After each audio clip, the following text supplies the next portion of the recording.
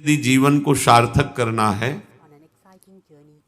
तो जिसके शैया में लेटे हुए सूर्य भगवान का उदय हो जाता है उसकी आयु, बुद्धि, श्री, तेज, बहुत सी बातें नष्ट हो जाती हैं।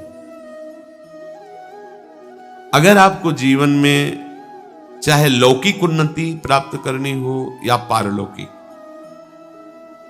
प्रातःकालीन कम से कम सूर्य उदय होने के 2 घड़ी पहले 24 दूनी 48 मिनट, अभी सूर्य उदय होने में 48 मिनट हैं, आपने सैया छोड़ दिया, इसके आगे सूर्य उदय होने के 48 मिनट पहले आप सैया से हट जाएं।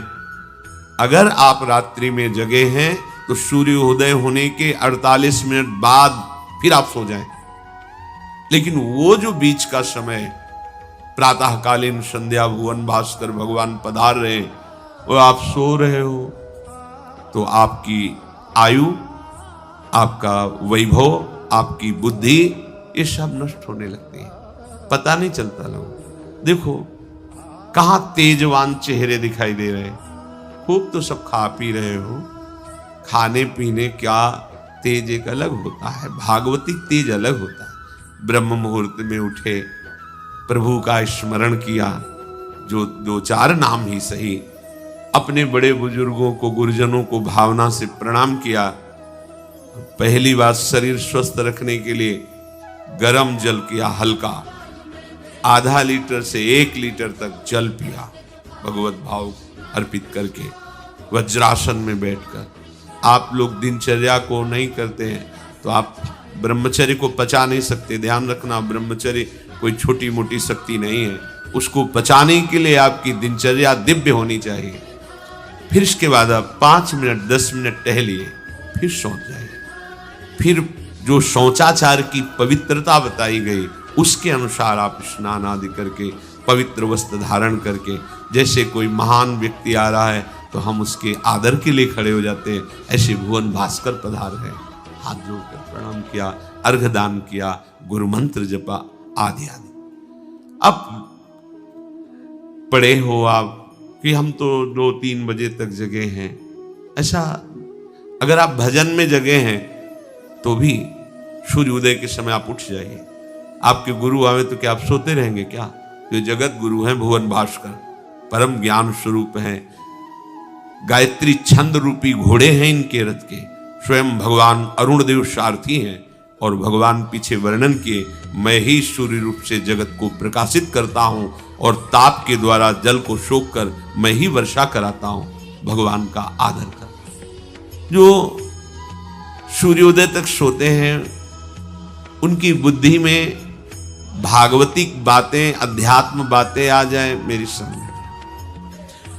अगर आप थोड़ा भी शरीर स्वस्थ रखना चाहते हैं तो जैसे नियम से भजन वैसे व्यायाम आवश्यक। सबसे प्रार्थना है ये दवाइयों के बल पर जीना बंद करो। शरीर में जितनी आवश्यकता जल की है अगर उतना नहीं जाएगा तो आपकी एसिड बनेगी, फुंसियां निकलेंगी, कब्ज बनेगा, कई परेशानी। हम साधुकों को कहते हैं, कभी कभी जैसे पूछते हैं कितना जल पिया, वो अभी तो पिया नहीं। अच्छा, ये शरीर है, ये एक गाड़ी है, ये कोई सच्चिदानंद नहीं है। उचित आहार, उचित जल, व्यायाम के लिए तो समय नहीं। और भी 10 दिन बीमार पड़ोगे फिर देखो, आप कहते हैं समय नहीं, हमने अपने बीमार स्थिति की दिनचर्या को बताया। सीतधाम की 2 बजे उठना, जो आपको बोल रहे हैं ऐसे ही दिनचर्या करते, और 45 मिनट व्यायाम। इसके बाद तुरंत प्रणाम करके वृंदावन की परिक्रमा, फिर आके श्री जी की मंगला, फिर आके 9 बजे तक गुरुदेव भगवान की सेवा में, फिर वहां से आके श्री जी का श्रृंगार, फिर भिक्षावृत्ति आदि 12-1-2 बजे तक। कोई चाय, कोई पानी, कोई ऐसा कुछ नहीं कि बाल भोग, कुछ नहीं था ही नहीं।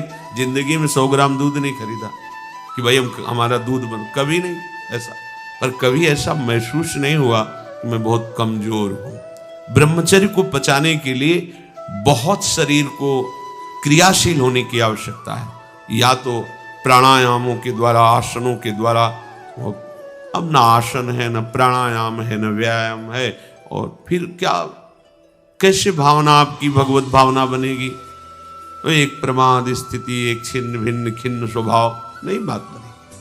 अध्यात्म का साधक जो होता है नवीन खिला हुआ कमल जैसा, मुख प्रसन्न तन तेज विराजा, कीने से रामचंद्र कर का। कोई असाध्य रोग, कोई बहुत पीड़ा, वो बात अलग है। नहीं तो ऐसा वो जैसे कमल खिला होता है ऐसे खिला रहता है। क्यों? हर समय चिंतन सही, आचरण सही, सब कुछ सही।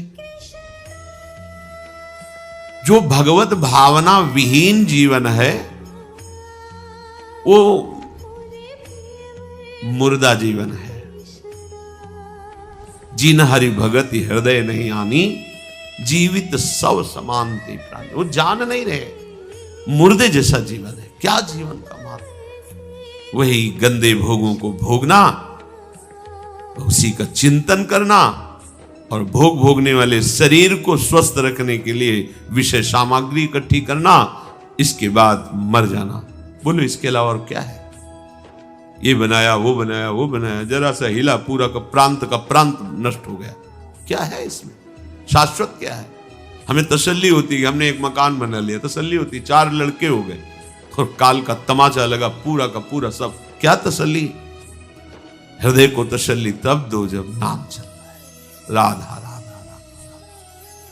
दिनचर्या ही नहीं बन पा रही है आज के नए समाज की, दिनचर्या ही नहीं बन पा रही, भगवत भावना ही नहीं है। देखो, अगर परिवार में रह करके आप भगवत भावना नहीं करते तो सब परिवार में रहकर आसक्त हैं और सब दुर्गति को प्राप्त होते हैं।